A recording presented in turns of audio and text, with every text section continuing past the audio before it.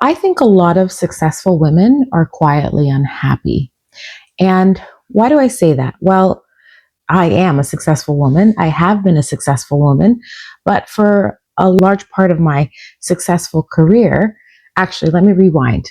I don't want to lie here. I shouldn't say a large part because then everyone's going to start thinking that I was unhappy for almost all of my career. And that is not true. What I will say is over time, I grew to not be happy in my career, even though I was still achieving success. And I think there's a lot of contributing factors that bring us to this place. I'm not going to sit here and blame it on the company that I worked for because it wasn't really all of that. I grew within that company. I went through so many life changes. I went through so many milestones as I was continuing to move and pivot within that company. And so what do I mean by that? Well, I got married. I bought a home. I had one and then a second child. And all of that changes how we experience the world and how we experience our careers and the world around us. And over time, I began to not necessarily see the joy and the beauty in my career in those moments. And then I quietly grew unhappy with my career, even though on paper and the way that I presented myself, I appeared to look happy, but internally that was slowly dwindling and I was no longer really connected. A lot of women look fine, but are emotionally exhausted because you've heard of the term or even watched the show with Hyacinth, Keeping Up Appearances. Lots of us, lots of successful women have to keep up appearances.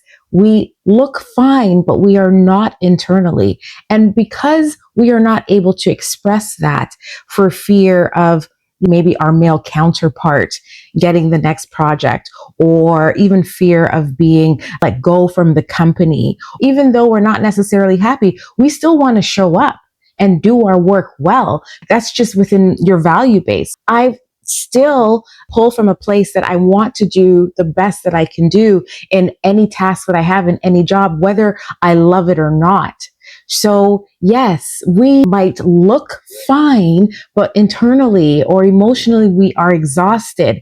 And there's not systems built around us to really talk about that and to really let those feelings surface safely and to be okay. For me, I had my very closest colleagues that now have become my friends that I was able to confide in. Not everyone has that. Not every successful woman has that community at their work.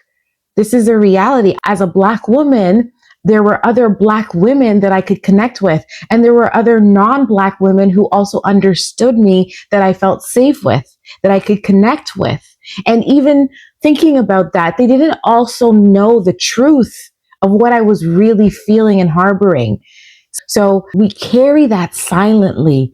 We carry this feeling or this need to show up powerfully and strong and confident every single day. When I believe that there's many women in many of these organizations and many of these institutions and corporations out there that are silently unhappy, but then feel stuck in those places and spaces because the system isn't built to support us. Oh, something fell off my wall, which scared me. I know that we become disconnected from our jobs and from our work or become unhappy. It doesn't happen. I don't believe it happens right away. To me, I think it's a slow burn. For me, it was a slow burn. For many others that I have worked with or even my friends, it's a slow burn. It's a slow accumulation.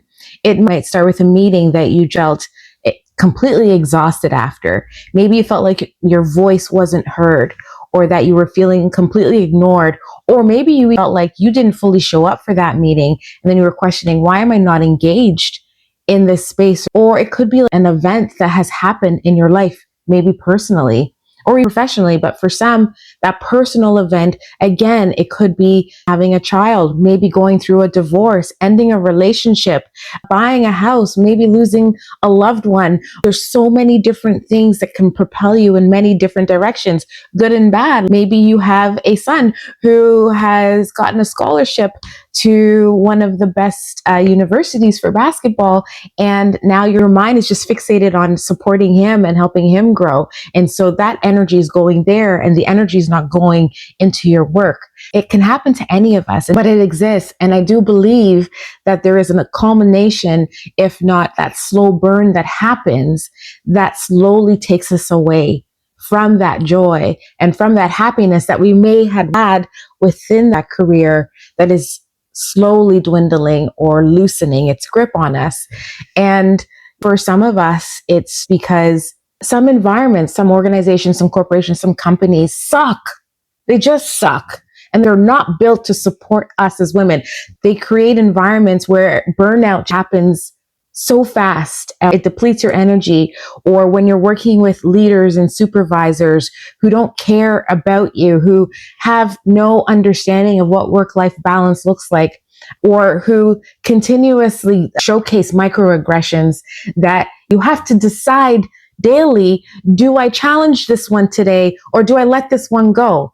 Yes, that happens, because I know there's some people who will say, no, you challenge all the time. Sometimes we don't have the energy to challenge every single microaggression, because if you have an EDI policy, you should already know what a microaggression is, and therefore it really shouldn't be happening. And then there's those environments that are not necessarily toxic, but there might be something going on with you internally that is taking you away from fully seeing yourself happy there within the company. So there's those ways in which that I see this show up. Why do we ignore these signs? We ignore it because to address it means work, right? To address it means that I got to now figure out, why am I feeling this way? Or I have to have a challenging conversation, an uncomfortable conversation with someone at work, or maybe with myself. Or it requires us to do deep thinking work that not all of us are ready to do. And so it's not necessarily, are we silencing it? When I talk about my guitar method, I do talk about silencing. Are we silencing it? Yes. And it starts with ignoring it. And through that ignorance, through ignoring what is brewing within us, or what we might even see in plain sight, and we are silencing that, right? Because that means we're not activating on it. We're not moving forward on those feelings, those emotions, those conditions that are around us that are not cultivating that happiness that we deserve as part of being in these careers, in these jobs, as part of these opportunities. And so that is why we ignore it, because sometimes we're at a place where it's too much work, or it's too dangerous, or it's unsafe. Then there's this idea that high functioning women struggle to admit that they're unhappy. So maybe I wasn't high functioning, and maybe that was in my mind, or maybe that was in my head that I was high functioning, because I came to a point where I admitted that I was not happy. But there is a group of women out there that are high functioning and still don't want to admit, or refuse to admit, that they are unhappy. Again, that is because to admit that, we have been led to believe that that is failure. If you have the title, if you're the vice president, if you're the director, if you're the president, whatever it is, if you have that title, you should be grateful for it. People have been told, you should be grateful for where you are in this organization. You should be grateful for what we have done for you. And that doesn't mean that we weren't, but are we not allowed to change? Are we not allowed to question? Are we not allowed to feel something shift within us? And if we feel that, or see it, or know it moving and morphing, why are we not allowed to talk about that in a way that there is not a punishment or a consequence or a judgment placed upon us, that we should be grateful, that you should respect where you are right now? And that's why I think that there is a lot of high functioning women who struggle to admit it because we are placed in these environments that are not conducive to that type of change. Because when we talk about that change, that could mean that we don't necessarily want to leave that company, but maybe we want to do something else. Or maybe we want to show up differently. Or maybe we want to have a different voice, if not a voice at the table. Right? But the conditions don't allow for us to do that. That was me, and that is how I felt. And I did not like it when people would consistently tell me, you've done so well. Why are you unhappy? You should be so grateful for what you've achieved. And while I was still changing, I was feeling shifts within me that I knew that I needed to do something different and to show up differently. But I was not able to necessarily get through those moments historically to feel that confidence and strength to tell people, this is what I'm truly feeling. So I kept it silent. And so this becomes normalized, right? We normalize this thinking that we're going to stay put because yes, I made it. I'm now director. I now have this title. I'm now making this amount of money.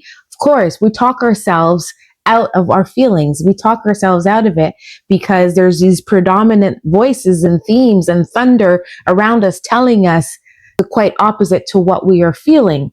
This becomes normalized exhaustion. It becomes so exhausting that we're trying to keep up those appearances in one world while we are living with the truth in this world. That becomes exhausting. Guess what that leads to? Burnout. That leads to breakdown. That leads to medical leaves of absence that people may say, oh, she's just doing that because she's mad. Maybe she's mad, but maybe the conditions pushed her into that madness and into that place where one could no longer cope with it. So it's that exhaustion becomes very real on top of the other elements that are happening outside of our professional worlds. Some of us are parents, caregivers, have another job, have so many other things that are going on. That becomes mentally draining and exhausting. And that then pushes us further down into silence and ignoring, because the thought of doing or adding one more layer of fight or discussion or trying to convince somebody of something seems just too much right now. And then there's guilt, right? As I talked about before, there's that guilt of wanting to do something different, wanting to be maybe someone different, wanting to explore a new opportunity. That guilt comes from, oh, it's going to take me away from my children. That guilt can come from, oh, well, that's going to mean that I'm going to have to take a pay cut. How am I going to continue to pay the bills? What is my partner going to say? And if I don't have a partner, how do I even convince myself of how am I going to continue to pay the bills? What this also leads to is a loss of voice. And you all know that I talk a lot about voice. Our voice is our clarity. Our voice is our strategy. When you are successful and you're unhappy, we lose our voice. Women are the first to lose their voices professionally. Let the comments roll in. Women are the first to lose their voices professionally. I said it before, the system is not built to support women. The system is not built to support racialized women. The system is not built to support us. We lose our voice professionally. And how does that happen? It happens because there's so many things that we are contending with, that we are constantly in conflict with. Should I speak up? Should I not speak up? Oh, I'm here in this room, but you're not calling upon me. Oh, you just minimized my opinion. Oh, you didn't invite me into the space, into the meeting. I'm just so tired. I can't do this anymore. If I give an opinion, that may translate into something I'm not ready to handle. So after suppression of voice, suppression of idea, suppression of thought, suppression of showing up, suppression of visibility, it's all suppression. Women lose their voices professionally, in this process. When we lose our voice, we lose ourselves. When we lose our voice, we lose ourselves. And that's why, again, that successful woman is silently unhappy because she's going through that process of losing her voice and then losing herself. And then she needs to figure out how to climb back out of that cycle or to push against the suppression. And when you push against one here, you feel like you're making headway, but then there's another suppression happening over here. So then your voice gets diminished again. It's hard work. It's everyday work, but it's so silent. No one is seeing it happen. It's a silent plague that's happening across our corporations. And I'm not saying anything new here. I know I'm not. These are no revelations to anyone. I might just be saying it in a different way, from a different lens, from a different perspective. But the reality is real. And if there's so many women or people talking about this, why is this still happening so much? That's a problem, because when we cannot say it out loud, our voice is suppressed. And then when we do not say it out loud, we cannot figure out ways. We cannot get that strategy that we need to get to a place where we're not feeling burnt out, where we are reconnecting to joy at work or through our careers, where we can confidently have a contrarian idea or position to something, or where we can be invited and have voices at tables. This is important. And there are a growing number of us women who know that this is a problem. It's because they are receiving confirmation that something is wrong or that something doesn't feel right. And that's where I talk about what that echo is. It's an echo. It's something that is said and comes back to you in some form, through some signal, through some person, through some message, through some idea, through something. These echoes come back to us. It came back to me. I was consistently hearing in different ways, Kizzy, you might want to consider this. Kizzy, you're so good at this. Why are you doing this? Kizzy, what's holding you back here? So I was being questioned. I was being validated. I was being valued. Those were part of my echoes that were helping me see that something was not right. Something did not fit. There's signals that are around us that are trying to pull us out and to bring our voices back, to hear that echo so that we can begin to transition and make those moves. But I know that it's hard to listen to our echoes, because if we listen to our echoes, that means that we have to trust ourselves. And when our voices are being suppressed, when we are feeling we cannot be who we are, show up the way we want, that's likely time. That's been building in that way. And so we don't necessarily trust the echo because we have been living in a place where to trust it requires me to step out of what I have known for the last month or known for the last year or even 10 years, to challenge what I have been experiencing for this time that I know has been uncomfortable, that I know has not been in alignment with what I want or where I want to be. But to trust your echo requires you to go against the grain, requires you to go against that norm. The one thing that I want women to take away from this one is to listen to your echo or to hear your voice. Sit in silence and try to hear what's coming back to you. Tap into, what am I feeling right now? Why am I feeling this way? Why might I be feeling anxious? Why might I be feeling unhappy right now? Why have I been feeling this way for so long? Start to question what's going on. All the success in the world, but if you're still feeling off, or if you're still feeling not right, or if you still feel like there is something more that you are supposed to do or give or have access or to see, then tap into your echo. Just listen to what is being brought back to you and look for the patterns. Whether that pattern is, why weren't you at that meeting today? I thought I was going to see you at that meeting. How come you didn't chime in to that discussion? Listen, if people are consistently asking you why you're not showing up, why your voice wasn't there, why we didn't see you, why didn't you give us that idea, that means that maybe you're supposed to do something with that. If people keep saying to you, you're so good at that, why aren't you going to try that? Why haven't you done this? Or you did this. This is amazing. Why don't you build this into something big? Pause. Just take a pause and see what it's telling you. Because successful women, successful people should not be quietly unhappy. Success does not always equate to happiness, but we do want to get to a place where success can equate to happiness. I am in a happy place now, a happier place. And do I think I'm successful? I sure do. May not be by your terms, by society's terms, in terms of how much money you have in the bank, but I feel good about what I'm doing. I feel joy with what I'm doing right now. I'm feeling better about where my life is and how I'm showing up in this world. That is success. Success is defined on your terms, not on anybody else's. You deserve to be loudly happy with success defined on your own terms.